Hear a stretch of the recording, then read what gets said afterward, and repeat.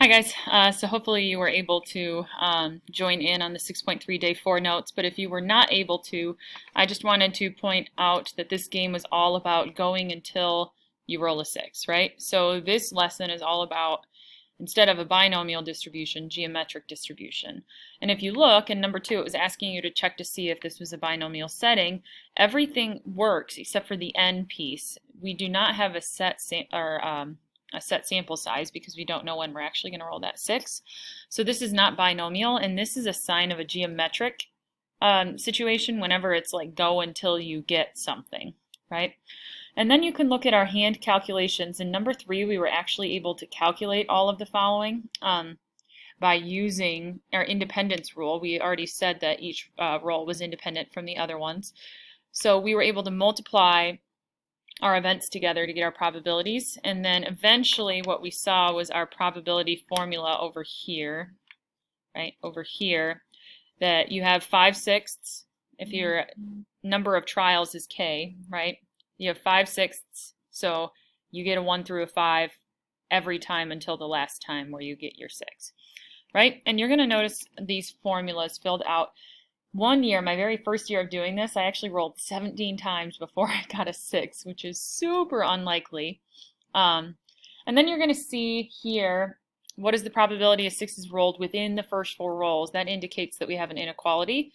To get full credit on a quiz or a test, you're going to need to use probability notation and show your work either doing this by hand, so each one of these pieces you have written above here, here, or you can use a formula here. So remember, CDF is used when you're accumulating numbers, and PDF is used when you're looking for a precise number. But yeah, once again, if you're using that calculator function, I need to see you label the P and the X there. Geometric CDF, over here is in the exact same place where you found binomial CDF, PDF. It's under second vars, so your distributions, and then you'll have to scroll down. Talking about geometric distributions, their mean is always 1 divided by that probability. So since our probability is 1/6, we would expect to roll it 6 times before we got that 6. And then every geometric distribution is always skewed right, and I want you to think about it this way. If we are trying to roll until we get a 6, hypothetically speaking, we could be rolling forever, right? So it will never end off to the right side because it could go off to the races forever and ever and ever. So that's something that's a little bit different than our binomial distributions as well. So this is just a summary of our geometric distributions. Instead of bins, we're going to check bits. So that T here is the only different piece. So T stands for try until you succeed. Before, N was for a set sample size, but for geometric, it's a T for bits. And then if you're looking at this situation down here, Marty was trying to play roulette, and then you are going to prove that this is a geometric situation. You're going to find an individual probability. You're going to find the mean, and then you're going to find a cumulative probability.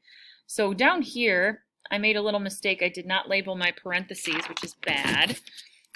In part 4, once again, you are writing probability notation, you're using your calculator function, and then you're giving me your answer and then answering the question, were you surprised or not? It's not super unlikely, but I would still be surprised because it's not super likely. Number 2, you also could have used geometric PDF because we're looking for a precise T value, right?